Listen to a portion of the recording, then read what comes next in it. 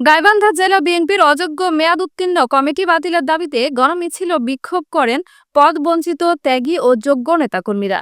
বুধবার সকালে গণমিছিল ও বিক্ষোভ সমাবেশটি গাইবান্ধা বালাসী রোড থেকে বের হয়ে শহরের বিভিন্ন সড়ক প্রদক্ষিণ করে গাইবান্ধা কাচারীবাজার প্রেস ক্লাবে এসে সংবাদ সম্মেলন করেন। এ সময় বিএনপির সাবেক জেলা সভাপতি অ্যাডভোকেট হামিদুল হক সানা বলেন, 111-এর পরে ফ্যাসিবাদী আওয়ামী সরকার অবৈধ পন্থায় সরকার গঠন করলে বিভিন্ন হামলা মামলা দিয়ে দলীয় নেতাকর্মীদের জেলে পাঠালে হঠাৎ করে 2017 সালের মার্চে হঠাৎ ডাক্তার মইনুল হাসান সাদিক ও মাহমুদুন নবী টুটুল জেলা বিএনপির সভাপতি ও সাধারণ সম্পাদক পদ পেয়ে বসেন।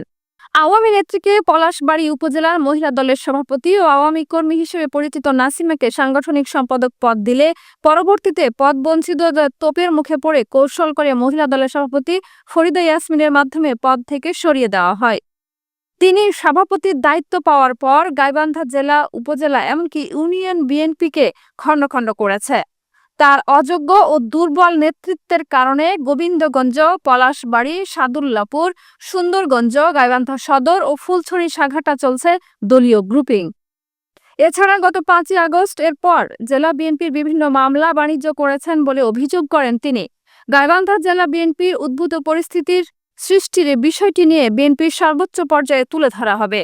অবিলম্বে মেয়াদ উত্তীর্ণ কমিটি বিলুপ্ত করা সহ দলের পদবঞ্চিত ত্যাগীদের মূল্যায়ন করে নতুন কমিটি ঘোষণা করতে হবে দাবি করেন তিনি। এ সময় অন্যদের মধ্যে উপস্থিত ছিলেন জেলা বিএনপির সাবেক সভাপতি বীর মুক্তিযোদ্ধা শেখ সামাদ আজাদ, সাবেক পৌর বিএনপির সাবেক সভাপতি আবু বকর সিদ্দিক সহ অনেকেই।